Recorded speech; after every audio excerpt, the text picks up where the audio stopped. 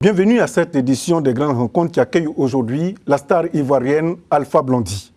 Connue pour la pertinence de ses tests et de ses prises de position sur les maux qui minent le continent africain, Alpha Blondy a été nommé en septembre dernier messager de la paix pour l'opération des Nations Unies en Côte d'Ivoire.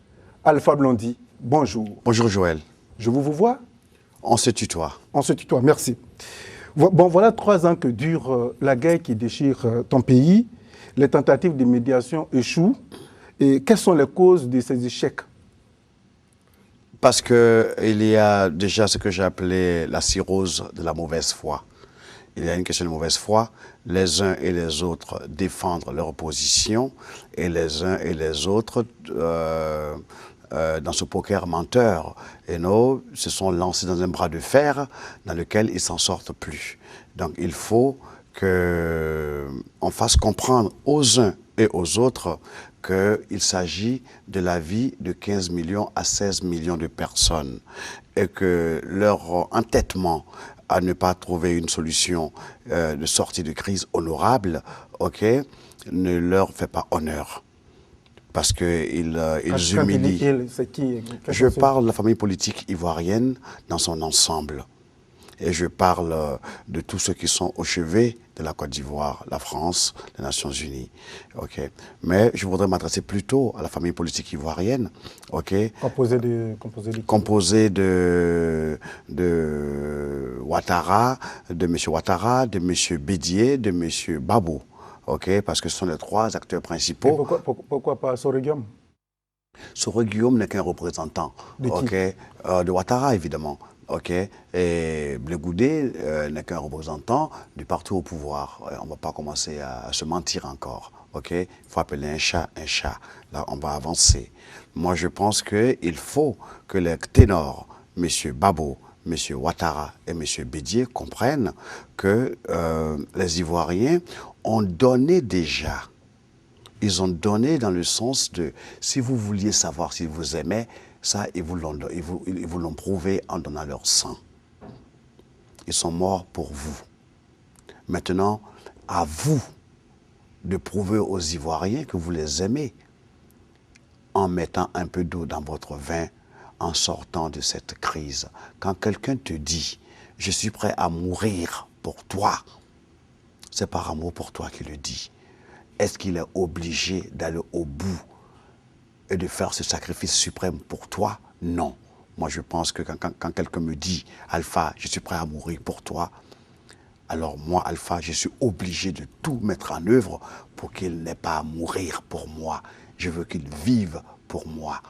Et je voudrais que M. Babo, M. Bédié, M. Ouattara donnent cet exemple-là. Ne mourrez pas pour moi, vivez pour moi. D'accord. Messager de la paix, pourquoi c'est vous que l'ONU a choisi? Non, pas parce que je suis le plus beau. C'est peut-être parce que l'ONU a écouté les chansons d'Alpha Blondy. Et depuis le temps d'Houphouët-Boigny jusqu'à aujourd'hui, Alpha Blondy a toujours fait cette mise en garde. On m'a traité de visionnaire, de prophète. Non, c'est pas ça. Je suis un observateur. Je connais les Ivoiriens. C'est pas un peuple violent. Et aujourd'hui, la guerre... Mais c'est un peuple xénophobe pour les observateurs de l'extérieur. Qu'ils arrêtent leurs conneries. Le peuple ivoirien n'est pas un peuple xénophobe, ni du nord au sud. La preuve, on a tous fait des enfants les uns avec les autres. Alors où je vous parle même là... Qu'est-ce qui explique la division? Alors où je vous parle, la deuxième épouse de M. Babo Laurent est de Touba.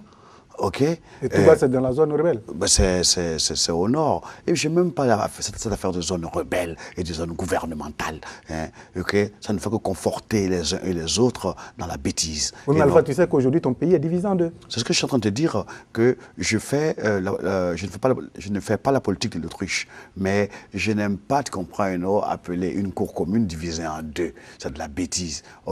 Attendez, c'est divisé en 2 par qui? Par les politiques?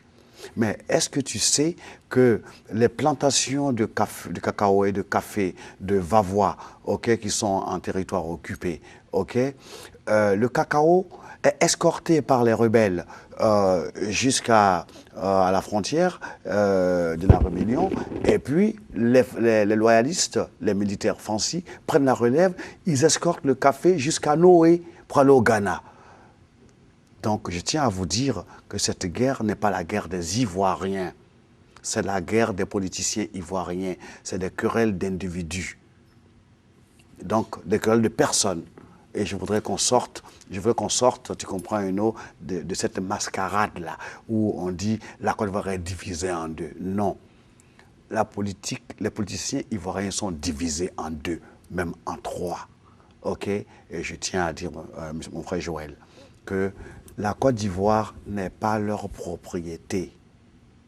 Et que nous ne passerons pas la vie, nous n'allons pas sacrifier la vie de 16 millions de personnes pour trois individus. Oui, mais quand tu parles comme ça, on a l'impression que si d'ici peu rien n'est fait, toi tu risques de passer par un autre chemin pour que la paix revienne. Quand tu parles, on sent l'amertume, on sent la vengeance qui t'anime. Il n'y a pas de vengeance. Il y a, c'est vrai, une certaine révolte par rapport à trois personnes qui cristallisent toute la haine, toute la passion diviseuse et diviseuse qui déchire la Côte d'Ivoire. Et ceux-là, écoutez, ils devraient comprendre que si moi, aujourd'hui, je suis en train de leur parler sur ce ton, c'est que vraiment, c'est très grave. Moi, je suis un musicien, je ne suis pas un politicien. Si aujourd'hui, je suis messager de la paix, et non, c'est que vous rentrez aussi c'est que tu rentres plutôt dans le champ des politiques. Non, je regrette. Et non, je ne parle pas le même dialecte qu'eux. Les politiciens, c'est une tribu à part entière. Ils parlent le même dialecte, ils se comprennent. Nous, les gens du ghetto, que ce soit du ghetto de Boaké, ou du ghetto d'Abidjan, ou du ghetto de Mans, ou de je ne sais pas où, ok, nous, on parle le même langage. Nous, on ne comprend pas pourquoi ils n'arrivent pas à s'entendre. Ok? Vous voulez quoi au juste? Vous voulez gouverner la Côte d'Ivoire. Vous dites que vous aimez la Côte d'Ivoire. Mais nous, observateurs de la scène politique ivoirienne, tous les actes que vous posez prouvent le contraire de ce que vous nous dites. Alors, je voudrais justement les ramener à la raison, à l'essentiel. Si vous aimez la Côte d'Ivoire, prouvez-le. Ça, c'est l'appel que tu lances aux trois familles, aux trois grandes familles. C'est-à-dire que le président Gbagbo, le président Bédié et Alassane Dramane Ouattara. Bien sûr. OK. Lors de ton discours de prise d'investiture, tu disais, tu avais désigné 5 conseillers. Aminata Ouattara, ta maman. Ma maman, Ouattara. Non, Aminata Traoré. Merci. L'ancien ministre français de la Culture, Jacques Lang. L'actuel chef de l'État, Laurent Gbagbo. L'ancien chef d'État ivoirien, Henri Konan Bédié. L'actuel chef de l'État? Oui. Non, l'ancien. L'ancien chef de l'État ivoirien. Je prends l'actuel. Non, non, non. Henri Konan Bédié et Alassane Ouattara. Que justifie ce choix de ces cinq personnes que je viens de citer là? Parce qu'on a toujours fait le sérum antivenimeux avec le venin du serpent. Et non, ils sont à la genèse de ce conflit. Ta maman? Non, ma maman, je l'ai prise comme conseillère parce que quand on m'a fait l'honneur, et non, la seule personne qui me parle et puis je baisse les yeux, ok, c'est ma mère. Ok, et je sais qu'elle n'a pas fait d'études et que ce qu'elle va dire est juste et vrai. Ok, donc quelque part, tu comprends, je me suis permis d'avoir un mur derrière moi, le mur sur lequel je peux m'adosser. Mais pour revenir au vif du sujet, ok, je voudrais insister auprès de M. Ouattara, auprès de M. Babo et auprès de M. Bédié. Je leur ai parlé dans mon courrier que je leur ai adressé. D'ailleurs, M. Ouattara m'a répondu. Ok, j'attends la réponse de M. Babo. Qu'est-ce qu'il t'a dit? Je ne te dirai pas.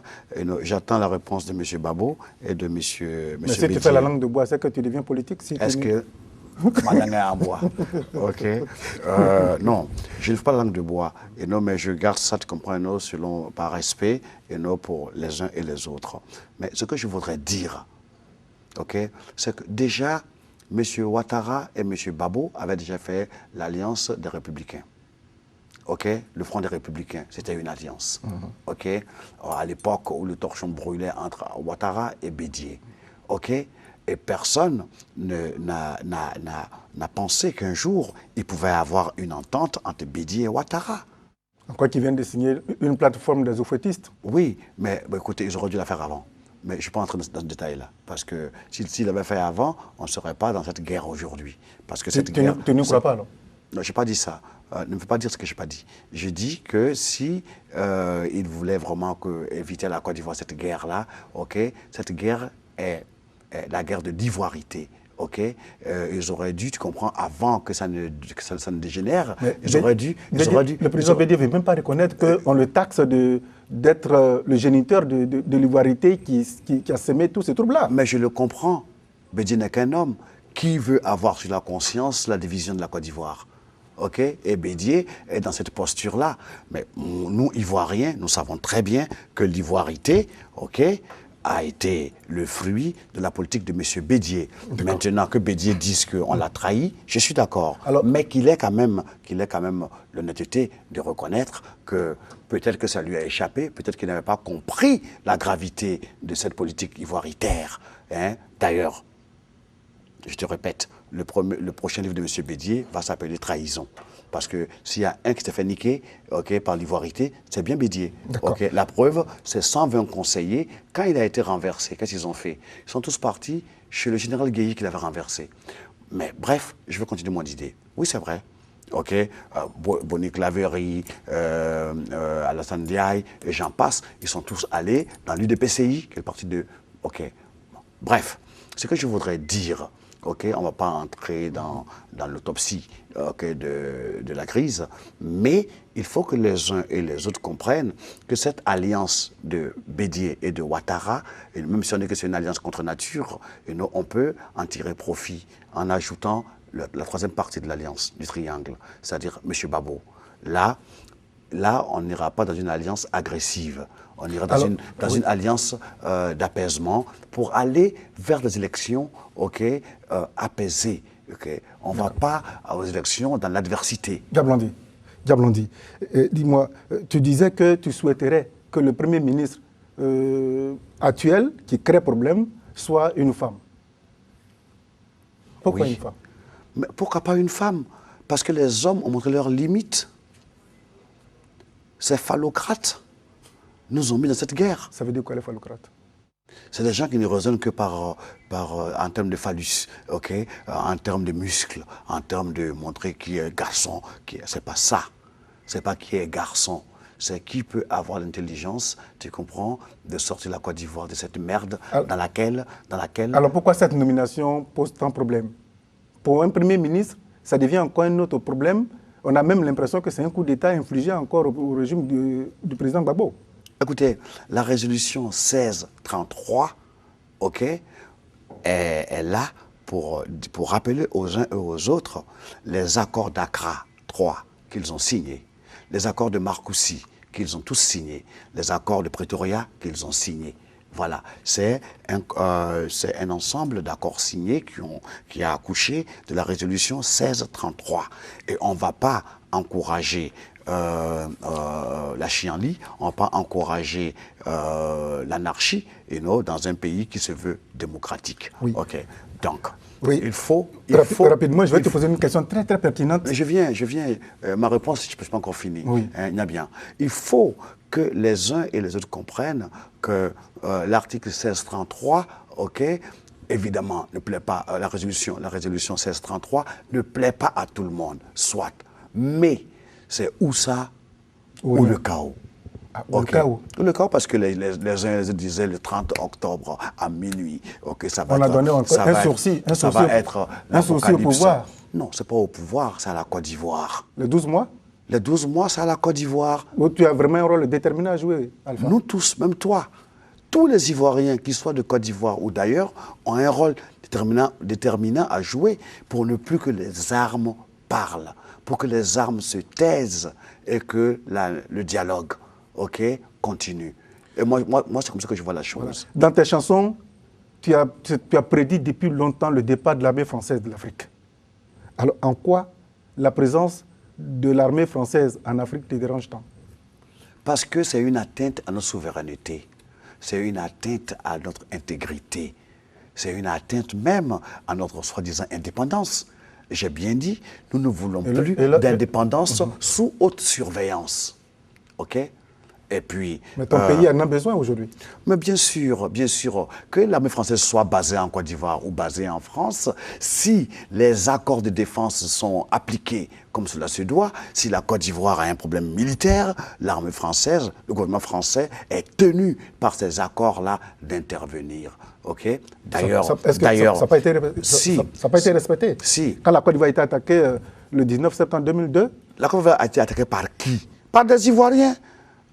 Non, attendez, je ne joue pas dans ce jeu-là. Dans ce camp, tu comprends, c'est le Burkina. Si les Ivoiriens avaient été à la hauteur, le Burkina est un petit pays qui n'aurait pas le culot de se mêler des affaires de la Côte d'Ivoire. Nous ne sommes plus armés que le Burkina. Donc, on vous a utilisé contre vos frères. Qui ont?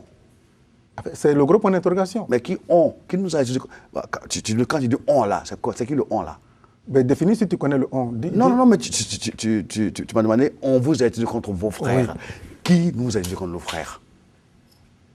Attendez, on va avancer, OK?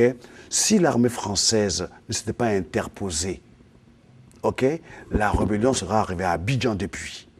Là, il faut leur tirer le chapeau, ils ont bien agi. OK? Donc, ce que je veux dire, pourquoi est-ce que nous, les Africains, on veut être autonomes, on veut être souverains et on est incapable d'assumer notre indépendance et notre souveraineté? Pourquoi est-ce que vous voulez que les autres viennent de leur sang pour votre guerre, pour votre mésentente, pour l'incapacité politique de vos politiciens à gérer les problèmes domestiques? Tu es fâché, Alpha? Non, je suis blessé. Je ne me fâche plus. Alors, comment on peut penser ta blessure? Ma blessure, c'est quand je verrai M. Gbagbo Laurent, M. Ouattara, M. Bédié faire un communiqué commun, OK, ensemble, devant la Côte d'Ivoire. Dire, écoutez les gars, nous irons aux élections dans la fraternité.